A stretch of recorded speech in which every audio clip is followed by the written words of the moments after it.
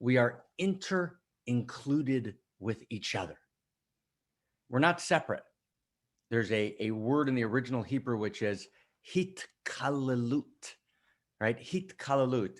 Maybe someone can write it in the chat box. Hitklalut.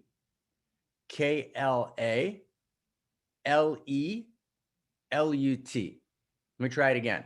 It's actually a beautiful word to have. Heat, right? Second word, Klal, right? Hitkalalut. Yes, thank you, Krista. That's perfect. Right? Taheli, thank you. And hitkalalut means inter-included. We're distinct. We're uniquely beautiful, not separate. One of the core distinctions we have is between separateness and uniqueness. We're all unique, but we're not separate. We're inter-included. And so where are we, friends? We are in this moment of unbearable promise in the world, of unbearable potential, of almost unbearable beauty. And we're at a moment of almost unbearable pain. We stand literally poised in this moment between Hanukkah and Christmas and the solstice and the new year and the secular calendar. Ramadan is always upon us, after and before. Confucius is with us. Secular humanism, right, flowers where it does.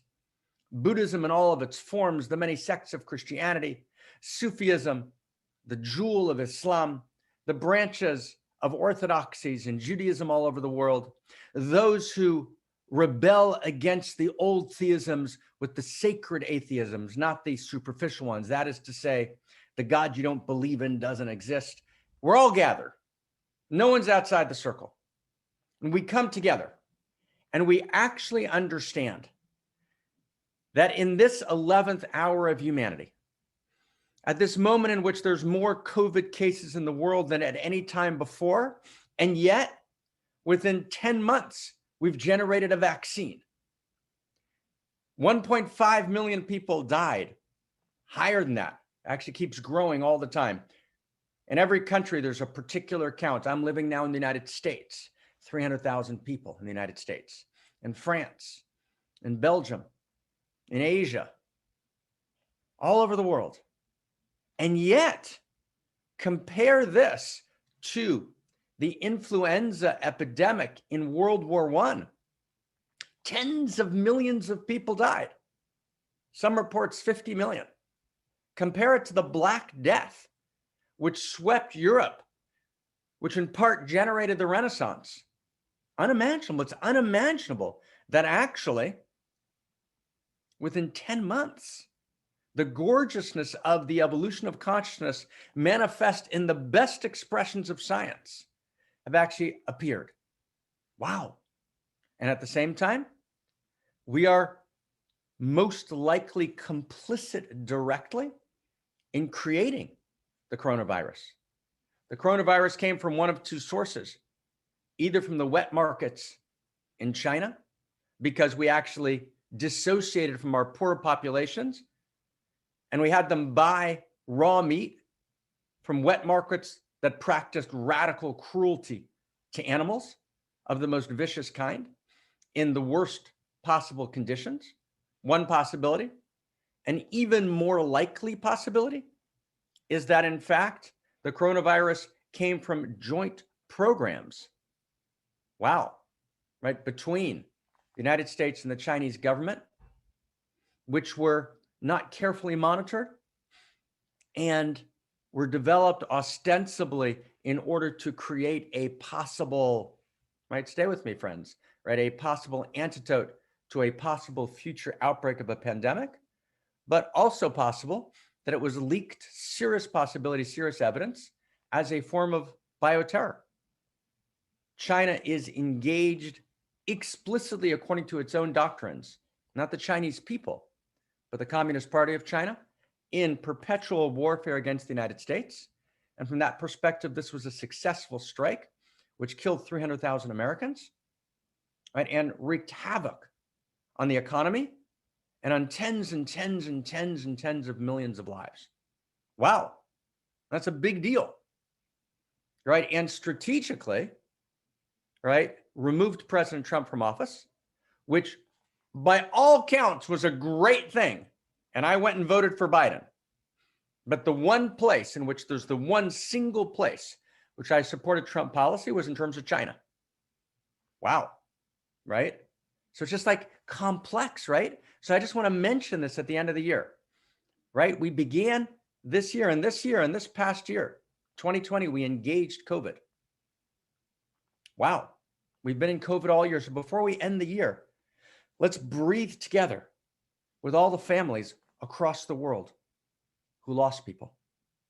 Let's breathe together. Can we breathe? Let's completely breathe together.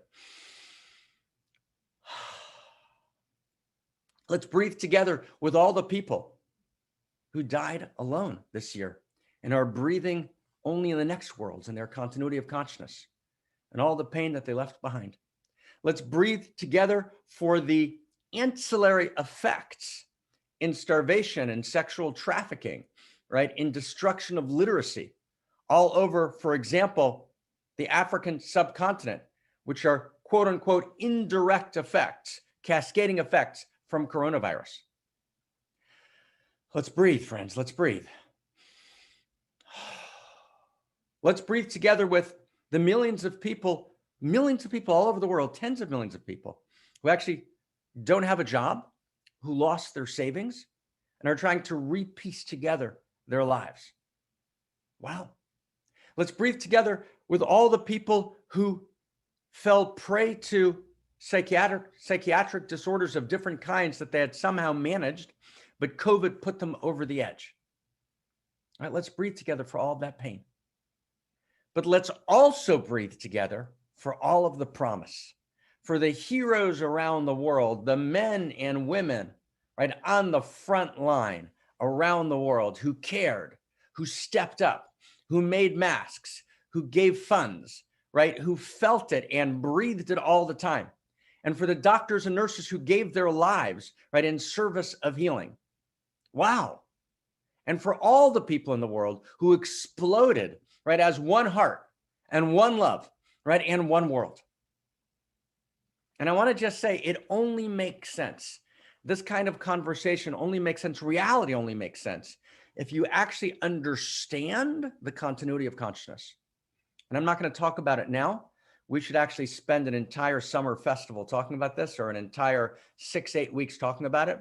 I began having this conversation with my friend Andrew Cohen in the first of our dialogues, but there's absolutely zero question in my mind that based on the best evidence we have available, empirical evidence, philosophical evidence, right? Wow. Anthropological evidence, that which we know in our own body, 3 kinds of evidence, that there's a continuity of consciousness, that it's not over when it's over. And so that the 1.5 million or more people, right, who passed, right, have continued in their journey. And I just want to say we're afraid to say that anymore. We're afraid that we're going to be looked at as unsophisticated or somehow fundamentalist or too religious, or someone's going to dismiss us. But those dismissers, right, my dear friend Terry, those dismissers actually haven't looked at the evidence. They're actually lost in secular dogma. And you actually can't hold the goodness of reality within one lifetime and within 1 year. It didn't all get worked out this year. There was an enormous amount of peril and pain and devastation, right? Enormous amount did not go right. And yet there was so much love and so much goodness and so much truth and so much beauty and so much power, right? And so much promise. So yes, friends, the promise will be kept. And we don't lose sight of any of the suffering or any of the people we lost. And we know, if we've actually taken the time to go into this deeply, we know there is a continuity of consciousness, right? Can you feel that, friend? But I'm just going to just say one thing, just where you can access this kind of directly in your body right now in this second. Just feel into your body. Everyone willing, who's willing to do this? I'm going to go in the chat box. Who's willing to go in the chat box with me? Okay. Let's just feel in your body. Feel 2 things. Okay. You ready? Who's ready? Okay. Let's actually find this inside in a direct experience of enlightened reality together. Okay. Feel into your body. and ask yourself, based on your own first person experience, but don't think, let your body speak its knowing, let your heart speak its knowing.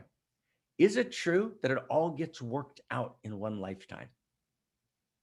No, it's clearly not, right? Can everyone get that? You immediately realize it's not all worked out in one lifetime. That's one. Stay with me. Two, do you know in your own body that reality needs to be fair? I want you to catch this. It's so deep. It makes a difference whether you choose to be Mother Teresa or Hitler. How many people just know that immediately? You just know it immediately. It makes a difference, makes an ultimate difference. And I want to get that statement, makes an ultimate difference whether you choose to be Mother Teresa or Hitler. Who gets that in your body? Give me a yes if you got that. It's simple. It's simple. Give me a yes, right? You know that's true, right? That's not dogma. You know that's true. It's an immediate anthro human being ontological for realsies. It's an immediate direct knowing, okay? Right? But here's the thing. If that's true, if you know it doesn't get all worked out in one lifetime, and you know fairness is real, right? Then you know that fairness often doesn't happen in one lifetime, which means that this world can't be the full context of existence. Wow. Wow. And that's why until dogmatic materialism stepped in the last 200 years, and dogmatic materialism stepped in for good reason, last 300 years, because it wanted to oppose pre-modern religion, which had a lot of beauty, but a lot of shadows. And Voltaire was right when he opposed pre-modern religion by saying, remember the cruelties. But what happened is science became not science. The beauty of science remained, but science adopted a dogmatic materialism, which said, without evidence, this world's all there is, because they wanted to reject pre-modern shadow versions of religion. Okay? So dogmatic materialism has served its day. It's given its gift, and that's important. We receive its gift. It's established modern science. That's great. That's gorgeous. That gave us the vaccine. Thank you to dogmatic materialism. Everyone has a place at the table. But now the dogma's got to be over. Now we've got to realize that actually dogmatic materialism doesn't account for everything that we know. It doesn't account for love or loyalty or our joy today in celebrating Shahati's birthday, or for integrity, or for goodness, or for eros, or for justice, or for fairness, or for choice. Not for any of that. So friends, we stand together on this day, poised between utopia and dystopia. Christmas, we've just come out of. Hanukkah, we've just come out of. And we are filled with the goodness and the integrity and the glory. Gloria ex excelsis, right? In excelsis Deo, right? Gloria, the full glory, right? Of a world filled with meaning and filled with divinity and filled with goodness. And we participate, we partner, right, with ultimate reality in the evolution of consciousness. It's ours to do, right? We're here to be together, friends of revolution. And I don't have words without breaking out into tears, right, to say how proud I am of all of us for showing up. This is our 220th week. Barbara Marx Hubbard, we celebrated you, beloved, last week. And you're with us in your continuity of consciousness. And you and I talked so often about the continuity of consciousness. And I know you're here. And we all know you're here. And we're all together. And the 1.5 million people plus, right? How can we even say that 1.5 million plus? We need an exact number. I apologize. I apologize for not having the exact number. Someone looks it up and gives us the exact number of people, because every single person counts. So you can't say 1.5 million people plus. So if someone looks it up and puts in the chat box, thank you. Right? Every person, there's no extra people, right? When we talk about the amount of people we've lost from COVID. So to all the people we've lost from COVID, who are still with us, and we're with them, right? To Barbara, to all of us, to value, to knowing that we live in a cosmos that generates value, to our great project of generating first principles and first values, right? It's so wondrous to be with you in this celebration, because we're here last week and this week, we're here to celebrate life, and we're here to be the revolution. So here's our question that we ask every week, but we ask it in an entirely different way today. Are you ready to celebrate this week? Are you ready to celebrate? Who's ready to celebrate? Are you ready to celebrate? Are you ready to celebrate, friends? Are you ready to celebrate? Do we have a yes? Are you ready to celebrate? Are we ready to celebrate together, holding hands around the world? Celebration of humanity. A celebration of all the heroes and the hero that lives in us. Celebration of everyone we've lost. Celebration of all that we've gained. Are we ready to play a larger game? Are we ready to be the evolutionaries, the revolutionaries who are the evolutionaries? Yes, right? Are we ready, friends, to participate in the evolution of love? Yes, yes, and yes, and yes again.